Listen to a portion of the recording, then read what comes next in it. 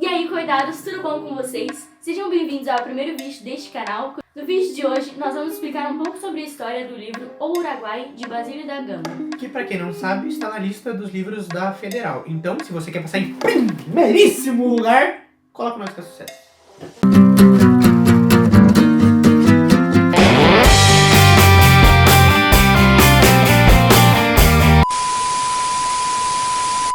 Antes de falar da história da obra em si, é importante lembrar alguns elementos, como o Uruguai, ele é um épico dividido em cantos, ou seja, ele tem um herói e ele tem um feito heróico.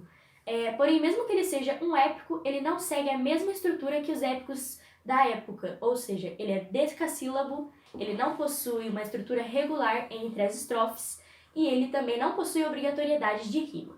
O poema é dividido em proposição, evocação, dedicatória, narrativa e epílogo, porém, eles não são vistos de maneira distinta durante os versos. O principal objetivo de O Uruguai é acabar com a imagem dos jesuítas, trazendo à tona todo o mal que eles fizeram para os indígenas e exaltando o português, até porque foi um poema escrito para o Marquês de Pombal. Existem algumas personagens que são muito importantes de você lembrar. A primeira é o Cepé, que ele vai ser visto muito como o herói da história. Ele tem um espírito muito guerreiro, diferente do seu amigo Cacambo, também um indígena, que tem um espírito um pouco mais racional. Ele tenta resolver as coisas um pouco mais na conversa, enquanto Cepé já quer a guerra. A segunda personagem é o general Gomes Freire de Andrade, que ele vai ser visto como o salvador dos indígenas, líder das tropas portuguesas. E a terceira personagem é o padre Balda, que ele vai representar os jesuítas, sendo o vilão da história. É importante lembrar que durante a obra eles tentam apresentar um pouco uma certa simpatia que os portugueses têm para com os indígenas, tanto que tem uma parte da história que ocorre um massacre onde portugueses matam diversos indígenas, só que eles se mostram meio que arrependidos por ter feito isso, como se fosse um mal necessário, porque na verdade os indígenas só queriam ficar lá na terra deles, porém eles estavam sob dominação dos jesuítas e os portugueses se viam com a responsabilidade de salvar eles disto. Com esses conceitos tendo sido ditos, podemos ir para a história em si. A história começa com um relato do futuro, com o campo de batalha devastado pela guerra entre os indígenas e os portugueses e espanhóis.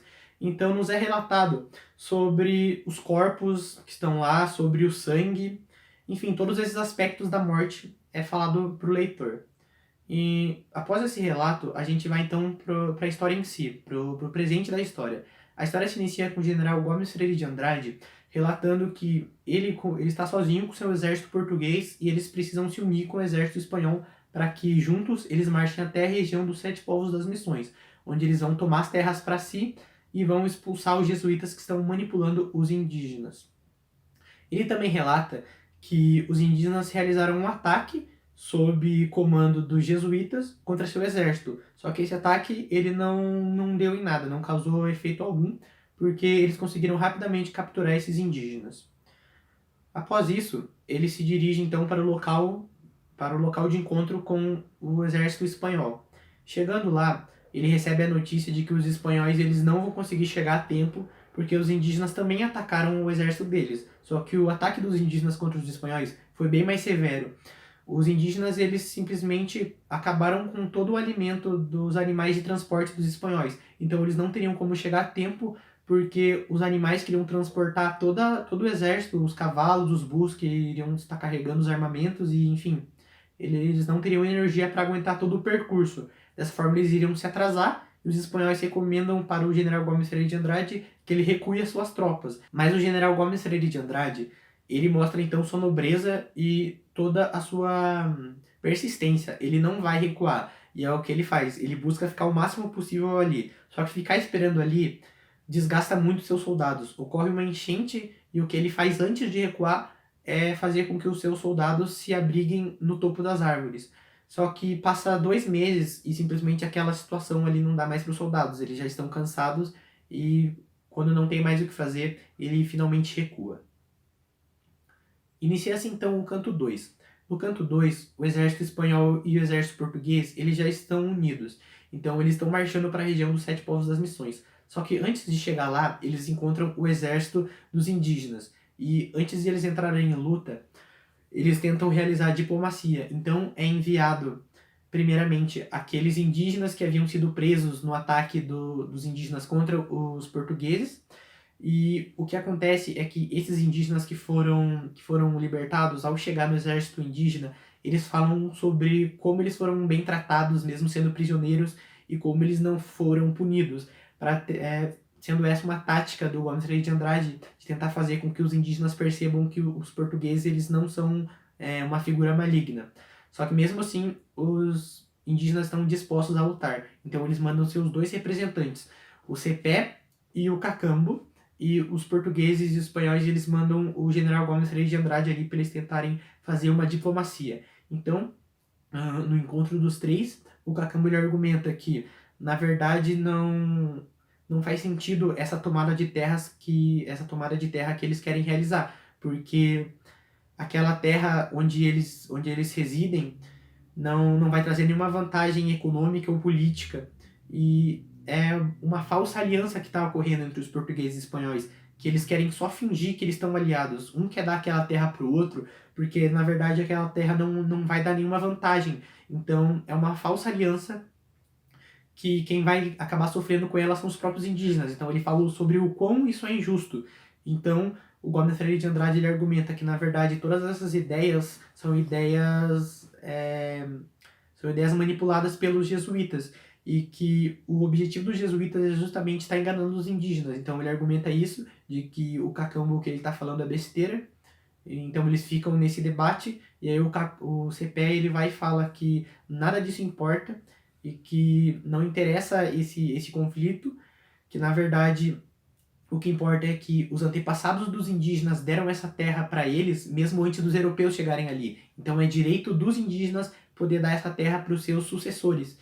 E ele fala que se é guerra que eles querem, é guerra que eles vão ter. Então os 3 ali consentem que eles não vão conseguir realizar uma diplomacia, eles não vão conseguir dar um fim sem guerra para essa disputa. Então eles voltam para os seus exércitos e a guerra ocorre.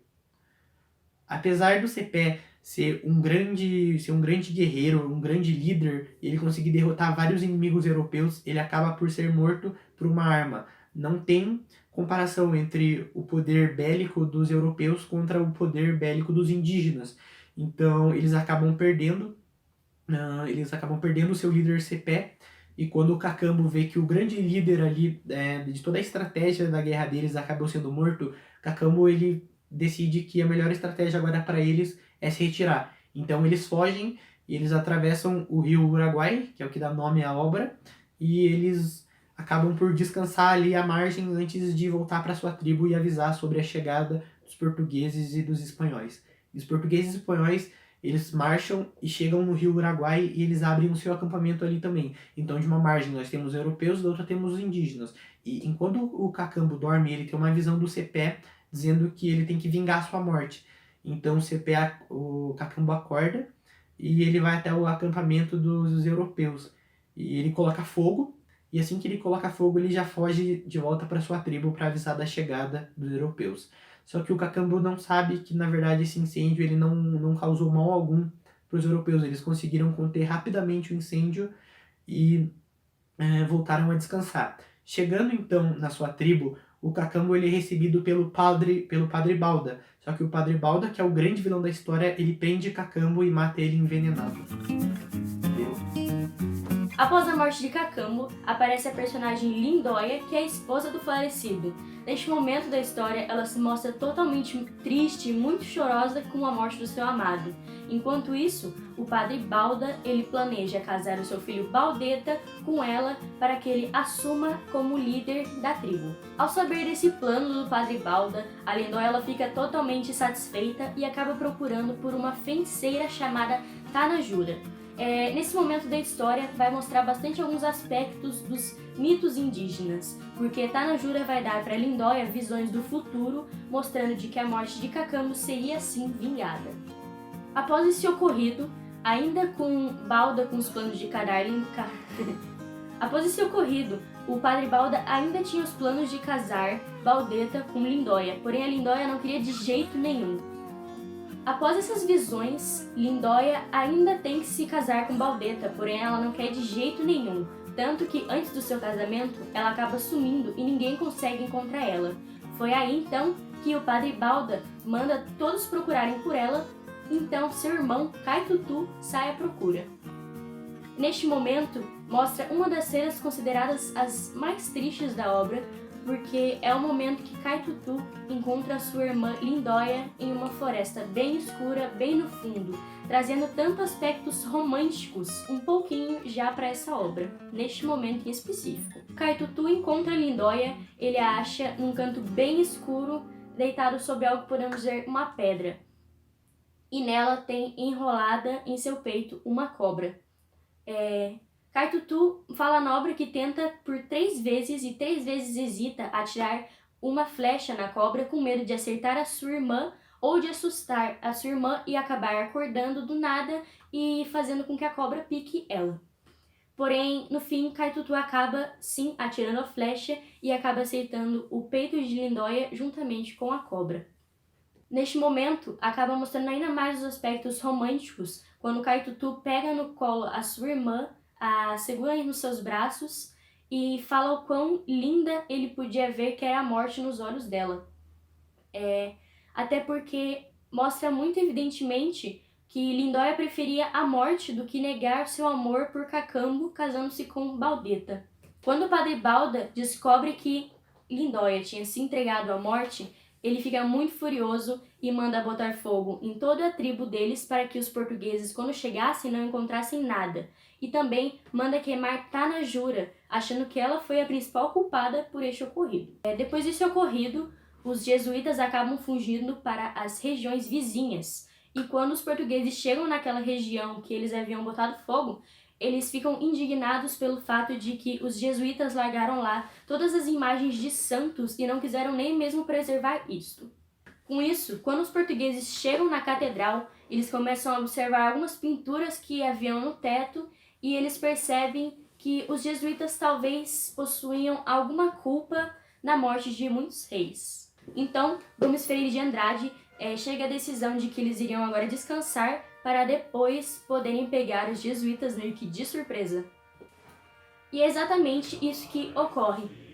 Os europeus eles vão e eles conseguem capturar os jesuítas e os indígenas não restam escolhas para eles, porque eles têm os seus 2 líderes que estão mortos e agora os jesuítas que foram capturados. Então eles entregam sim as terras para os europeus. Os europeus, então, eles acabam tendo certa piedade com os indígenas por todos aqueles ataques que eles fizeram no começo da história. No final da obra, acaba tendo um final meio que feliz, só que para os portugueses, porque depois de tantas tentativas, eles finalmente conseguem tirar os indígenas das mãos dos jesuítas. Então, gente, esperamos que vocês tenham conseguido compreender melhor essa obra e boa sorte no vestibular. Obrigada por ver nosso vídeo e acompanhe nossas próximas publicações.